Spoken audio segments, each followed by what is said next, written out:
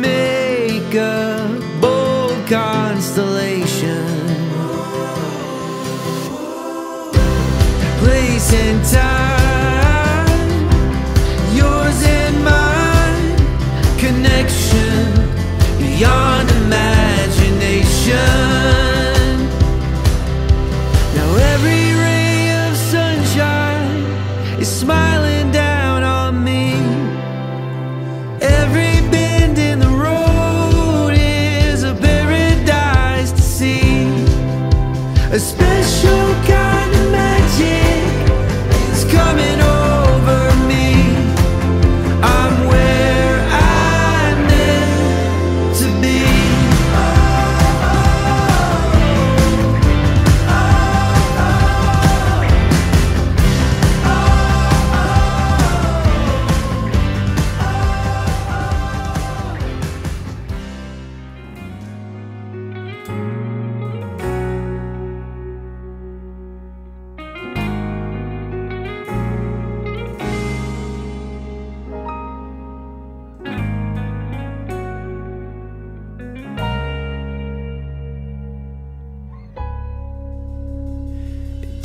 Wala lang sa sa konting chat-chat lang na magkatrabaho kasi kami dati kaya konting bola-bola muna. Hanggang yun, naging single siya. Yun, niligawan ko. Siyempre una-una yung effort. Yung effort niya na hindi ko naranasan sa iba. Hindi ko naranasan sa iba.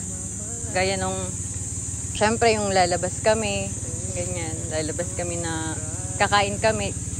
Hatid sundo, nakamotor, gano'n. Dedit na gano'n lagi, kumakain kayo. Kasi yung iba, naman sa mga pagkain i-date mo tapos hatid sundo sa, sa trabaho.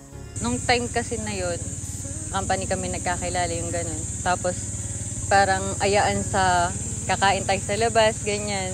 Doon niya ako napaindap. Alam niyo, gusto natin sa umaga ito, dahil ito'y Christian wedding, dapat maunawaan niyo na ito'y isang covenant marriage. Yung pipirmahan nyo mamaya, sabi dito, ito'y unbreakable. Hindi pwedeng kaya nga sabi dito, hindi dapat paghiwalayin ng tao. Hindi kayo dapat paghiwalayin na anumang sitwasyon. Bakit? Bakit ba? Sabagat ang sabi po, ang pag-aasawa ay ang mapagmahal na tugon ng Diyos. Manang hirap, luhat lahat. Ikaw ang paborito kong desisyon na.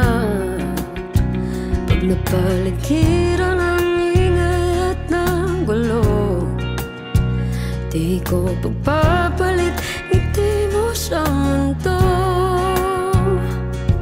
Oh, eto tayo. Sa huli, palagi babalik pa rin sa yakap mo.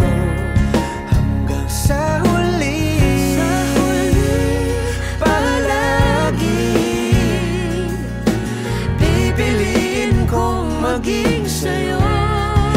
Ulit-ulitin man, nais kong malaman mo, iyo ako.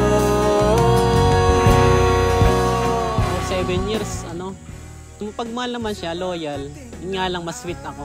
Kaya, mas mahal ko siya kumpara sa mas mahal niya ako. Ganun. Message ko sa kanya na, huwag siyang magkakasakit kasi marami pa kaming pangarap na buuin na magkasama. Sana, maging mas powerful yung love sa atin, lalo na ngayon na ikakasal na tayo. Ayoko umiyak. Palagi babalik pa rin sa yakap mo. Papangako ko sa kanya na yung loyalty ko at yung faith ko ay nasa kanya and kay Lord siyempre. Pangako ko sa'yo na hanggang sa abot ng makakaya ko, gagampanan ko yung pagiging asawa sa'yo. Sana, hanggat maaari na wag na tayong umalis ng bansa. Kasi napakahirap. Mahal na mahal kita.